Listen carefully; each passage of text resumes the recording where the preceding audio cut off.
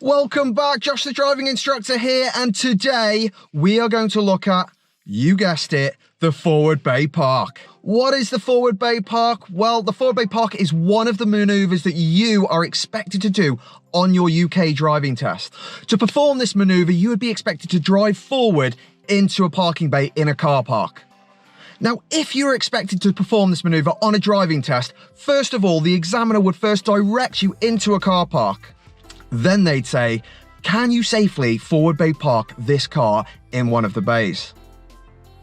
Now, the beauty of this is you get to choose, so choose wisely. Now, the examiner would never expect you to park near any other car, either in front or on either side, so you don't need to panic about that. They'd also expect you to make sure that you only drive into the first bay if it's in the middle of the car park. They wouldn't want you ever driving into the second bay. When the maneuver's finished, it's really important that we put the car into neutral and we pull the handbrake. This shows that the car is safe and secure and the maneuver is now finished. First of all, we need to position the car on the opposite side of the road from the bay you plan to park in. This gives you a far bigger angle to turn the car without crossing any lines or getting too close to another car. Step 2. We need to position the car at the turning point, which should be when the door mirror is actually sitting on top of the nearest line for the bay you've chosen. Now, if you're turning left, it would look just like this. If you're turning right, it's going to look a lot like this. Step 3. Once we have the mirror lined up on top of our nearest line, we need to now fully lock the wheel in the direction you want to park in. Step 4. Slowly move the car into the bay while slowly turning the wheel back the other way to begin straightening up the car. Now, this is now the end of your forward bay park maneuver, so you're now going to want to put it into neutral and pull the handbrake. However, we do now still need to successfully reverse the car out of the bay. We can't, however, drive through the center of the next bay. So step 5, reverse the car straight back until you're around a quarter of the way out of the bay. This helps stop the car from swinging out when you turn the wheel and hitting possibly another car if there was one there.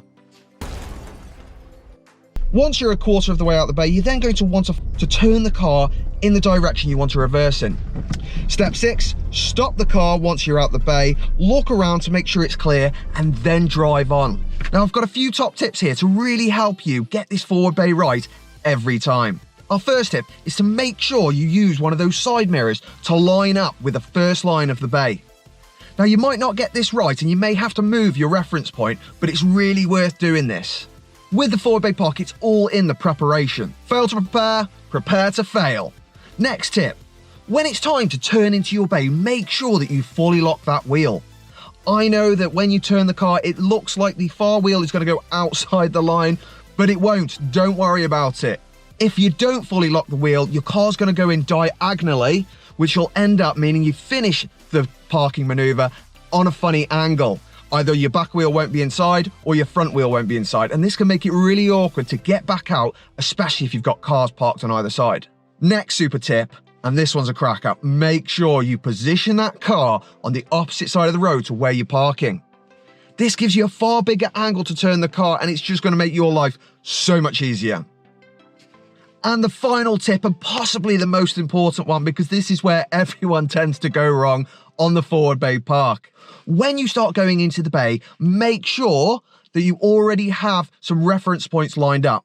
Here's a few examples of what I mean. If I'm parking against a fence, such as this, the lines begin to disappear. So before they disappear, I've already decided that those lines have continued on through that fence. And I've already lined up 2 reference points of where I'm going to straighten the car up to.